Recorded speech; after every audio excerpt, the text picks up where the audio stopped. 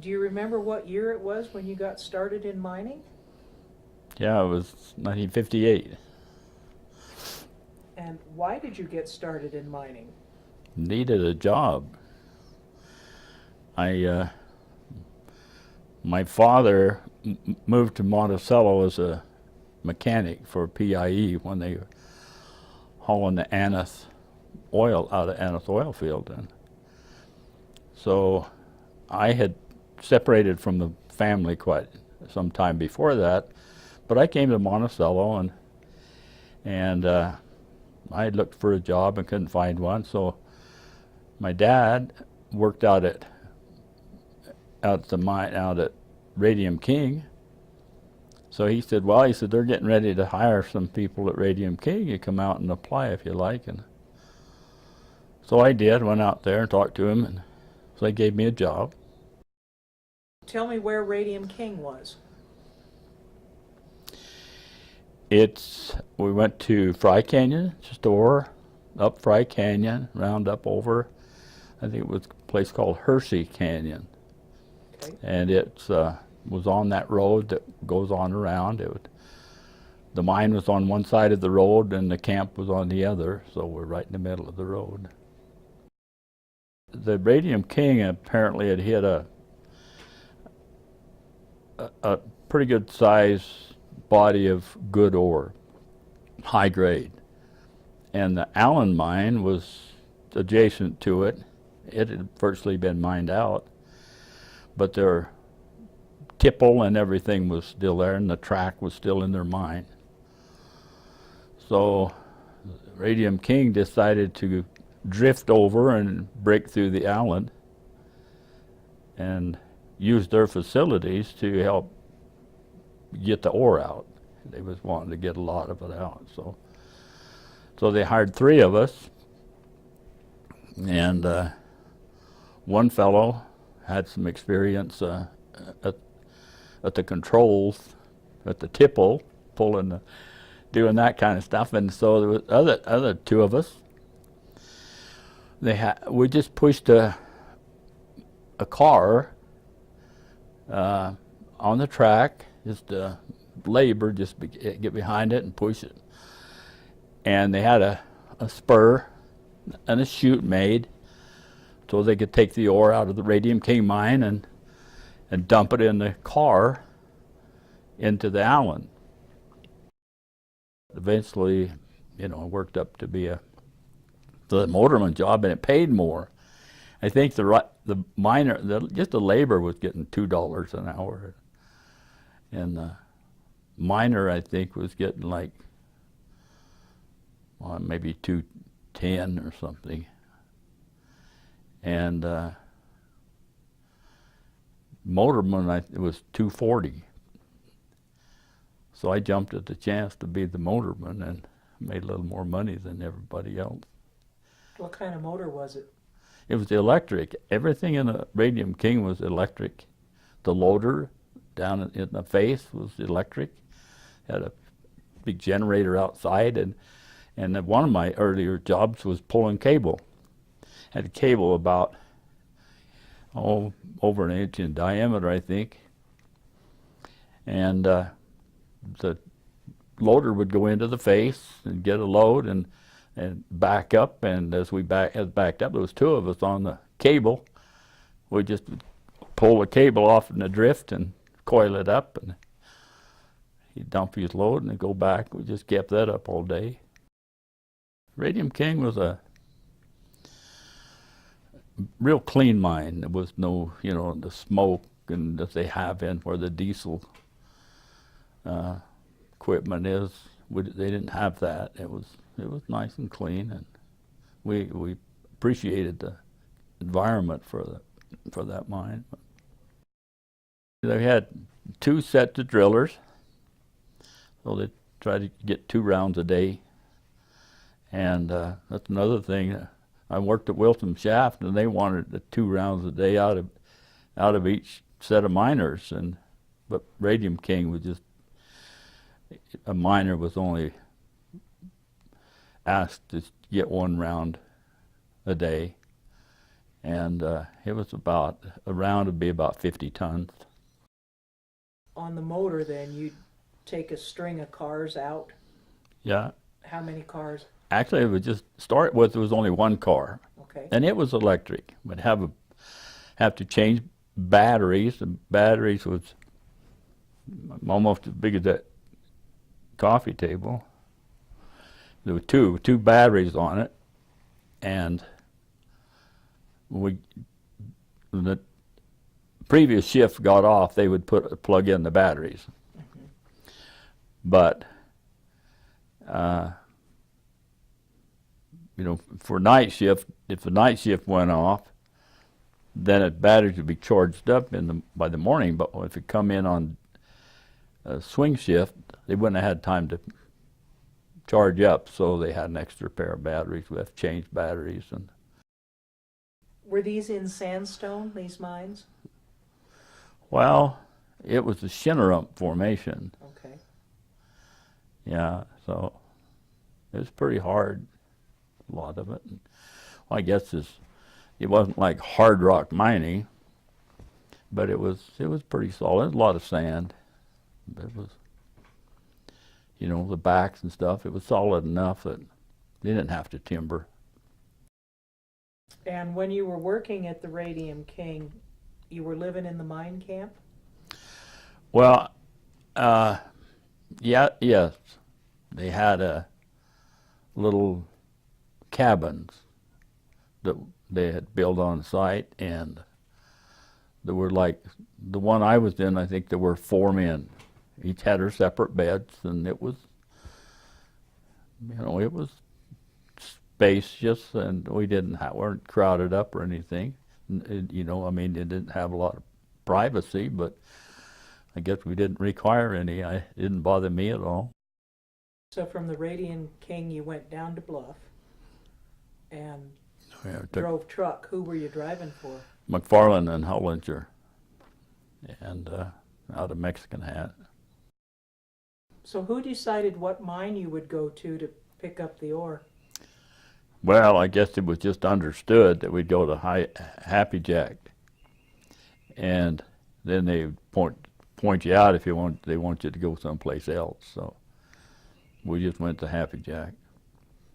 So when you got to the Happy Jack, was there somebody there on a loader to load your truck, or did you have to do that? Yeah, most of the time there was McFarland and Hollinger had their employee that stayed out there in the camp trailer, and he did all the loading, virtually all the loading. He'd take time off, and he was gone, we'd load ourselves, but usually he loaded it all.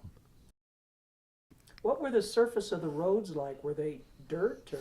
Yeah, there was all dirt, and when we started, that was in '59, and it was all dirt, and it was, of course, McFarland Hollinger had a road grader, and had a guy run a road grader all the time, mostly to the Happy Jack, or to the hideout.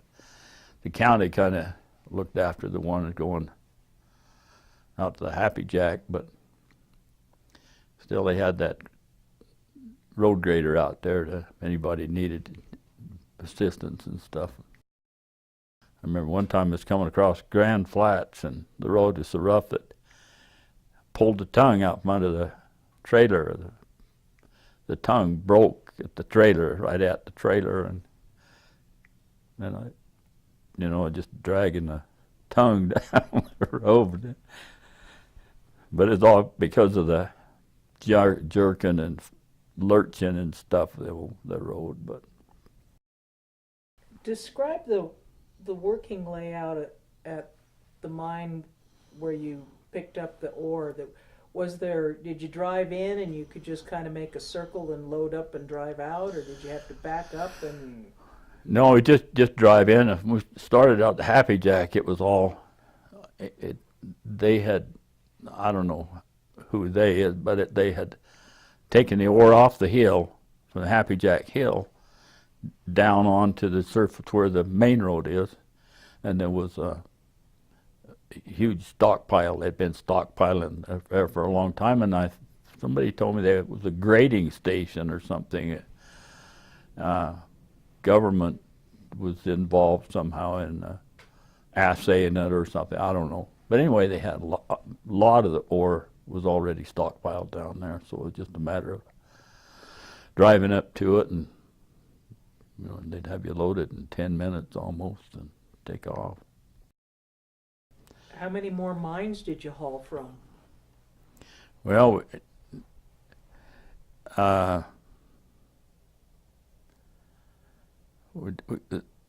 Bud Rasmussen, we went. There was I think it was called the New Verde up by the Mormon pastures, and then there was a couple off of Deer Flat. There was 2 mines out there we hauled from, and or McFarland Hollinger would haul it was White Canyon number 1. It's about 5 miles east of Fry Canyon, Fry Store, Fry over there. So that was kind of difficult. We start with when I went to work for McFarland Hollinger, like I say, in the January winter time, and that they put me out there. They had 2 little small dump trucks, and I think they were gasoline, whatever. And so and a camp trailer, and there was 2 of us stayed out there, and we just fiddled around all day and waited till it froze, and we could go up that hill, chained up, and go up that, and get a load of ore, as many loads as we could get. And we dumped it down there by the side of the road and flat, and then there was a loader there, and then the trucks would come from Mexican Hat up there, and we'd load them out, and they'd take off. So we just pulled off there at night and on the frost. Then after it thawed, after it got where a truck could get up there, then the trucks would go on up. The big trucks would go up on there. It's pretty narrow and crooked. I mean, well, not really bad, but and then hauled from off of Deer Flat. No, not Deer Flat. Yeah, Deer Flat, but north Long Point was a mine out there. I don't remember the name of it. We hauled off at that, and then there was another one that's not too far from the Notch, the big Notch. North, and then over the rim we'd turn and go east over to the rim of the canyon and pick up their ore and take it to Mexican Hat. And then with Bud Rasmussen, we hauled off of, I think it was the Moonlight Mine out in, I guess it's probably on the reservation out south of Mexican Hat. Go down there through the sand. The road just across the sand dunes, but we hauled from that, and then there was another place I think it's right around where the Mexican Hat business, and there was those mesas right there. I don't recall which one it was. We used to have to leave our pup down below and go up on the hill and get a load, bring it down and dump it, and then go to get another one, and come back and load our pup with what we left. So we get a load out of that and haul that into, I believe that went to Mexican Hat. Some of this, like that off of Deer Flat, that all went to Moab. And it was some we even hauled over to Uravan, the mill in Uravan. When you'd arrive at a mine and they weren't ready yet to load you, what did you do? Did you take a book with you? Did you go for a hike, or what'd you do? Well, if we'd load ourselves if we could, just go get on their loader, and I think that's what most of the time we'd load ourselves. it was kind of a treat to have somebody step in and load. And you know, the Hideout, they'd load you pretty much all the time there. But like night shift day, if you run a night shift, you have to load yourself. So how much did a truck driver make compared to a, say, the motorman job? Well, McFarland Hollinger paid us by the hour, and they tried to hold us at 40 hours a week. But I think we were making about